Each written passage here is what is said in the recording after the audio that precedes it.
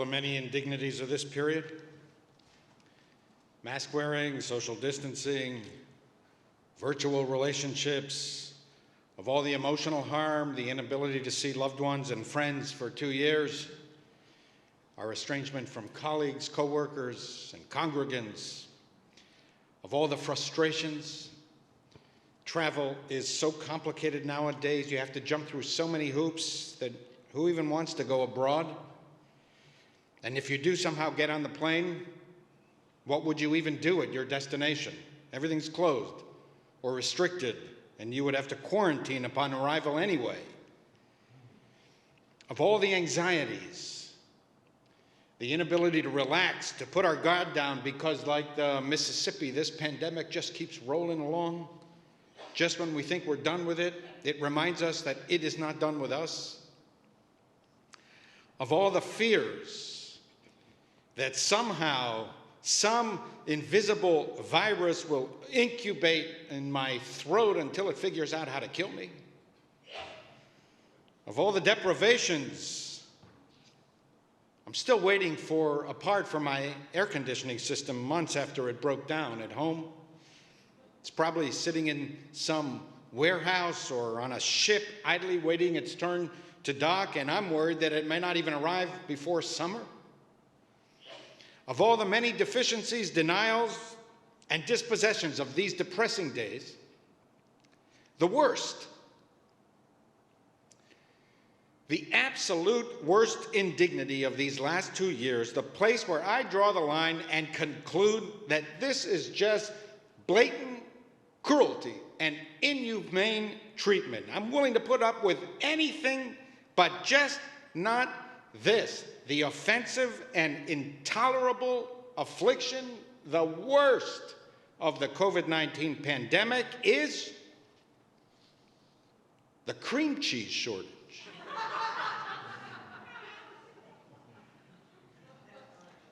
You kidding me? Go ahead and deprive me of Thanksgiving with my family. Go ahead and strip me of winter break. Go ahead and delay my air conditioning part. I'll suffer through 90-degree heat in the summertime with equanimity. Go ahead and fill me with anxiety, never allowing me to relax for even a moment, but no cream cheese. What kind of cruel smear campaign is this?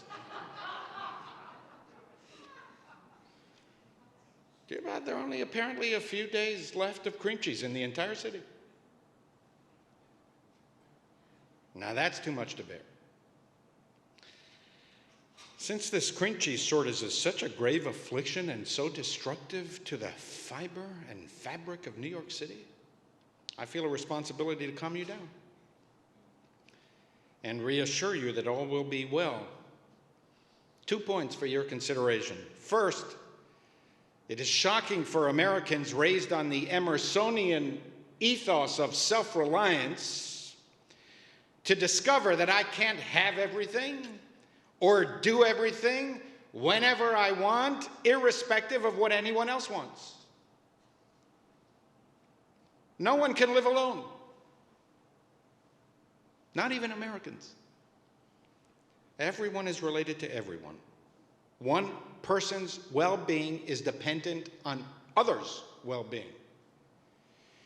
You can't have a smear on your bagel unless Barney Greengrass gets his cream cheese. And his cream cheese, the incomparable, indescribable, inexpressible, even ineffable lump of luscious lactate he puts on your bagel comes from a long and vulnerable chain of production. If the farmer doesn't receive the feed from his supplier, Bessie doesn't eat. And if Bessie doesn't eat, she doesn't produce milk. It's what we might call an utter disaster.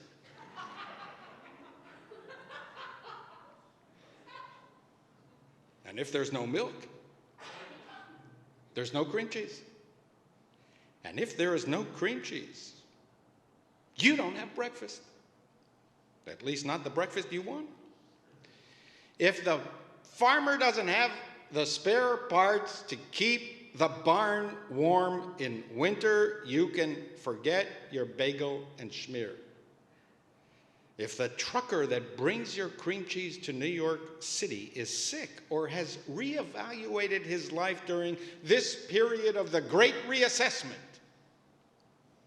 and if he concluded that he no longer wants to be a truck driver, he wants to be the coach of the Little League of his son,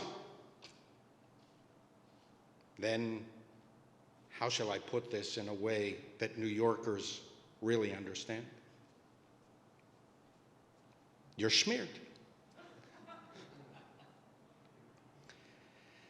Next time you look at the mountain of cream cheese in the H&H deli counter, try to imagine what it took to get there. How many people contributed to your breakfast? And if you do this, if you begin to understand how truly interconnected we all are, how each one of us is dependent on multitudes for every basic task and possession we have, this cream cheese shortage might do some good in the end.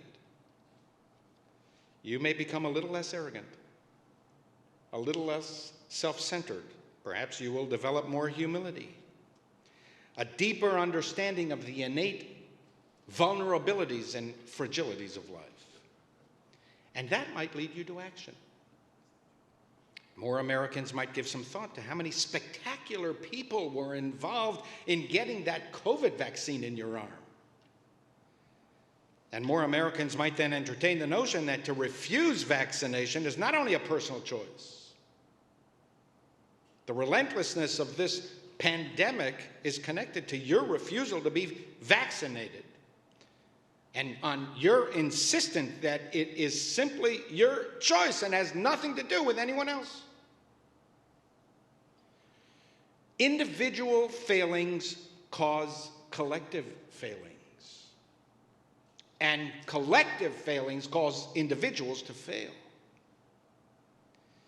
We rely on others. We have no choice. I have a stake in your behavior, your accomplishments, your dreams and aspirations, and your well-being. Second, we take for granted so much about life. Most of us do not give a passing thought to deprivation. I'm not talking about whether we have to consider if we have enough to buy a new car this year, or do we have enough for 2 vacations, or even for that night out with that spectacular new hot restaurant in town. What I'm talking about is that practically none of us thinks about whether we can put food on the table tonight. We do not have to decide whether we will eat dinner tonight or take that pill that keeps me alive, because we can't afford both. Practically none of us has endured the kind of famine described in this week's Torah portion, Vayigash. The famine was so severe that people came from throughout the Near East to beg Joseph to sell them food at a surge price. That's how Joseph's brothers ended in Egypt in the first place, confronting their long-lost sibling. What is described in the Torah portion is a real shortage. Now, that's real deprivation, a real famine. I remember as a child how my mother delighted in bread and butter. It was a heavenly treat for her. In reality, it was more like butter and bread. She would take this huge amount of butter or Philadelphia cream cheese and put it on a bagel or a slice of bread like a little hill high. Growing up, I thought that was just her peculiarity. I remember it. I still have that visual in my head, but I didn't give it too much thought. It's what she liked. I didn't really appreciate the significance until after she died 2 years ago. and I read her memoirs that she left us to read upon her death. She wrote that she grew up in wartime Siberia under conditions of mass starvation. She described her struggle to eat, how multitudes died of hunger in her town. She wrote that on several occasions, she, her 3 siblings, and her mother left alone because Stalin murdered her father, were literally on the verge of death in those minus 30 degrees Siberian winters. She credits their survival to the iron will of her mother and the kindness of neighbors who gave their food vouchers to them so that they could buy a little bit more food for the 4 children.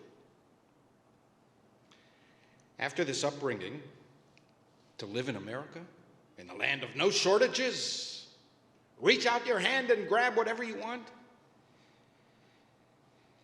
my mother was completely satisfied with bread and butter. Really, it was more butter and bread, piled high. For her, it was an unimaginable luxury. She didn't want or need anything more. So if you go to the deli next week and there's no cream cheese, try some butter on your bagel. There's no butter shortage in New York. When I was studying in London, they didn't even have cream cheese. That was an American luxury. The Brits would spread a thin smear of butter on their lox and bagels. And you know what I discovered? Actually, it wasn't bad. Shabbat shalom.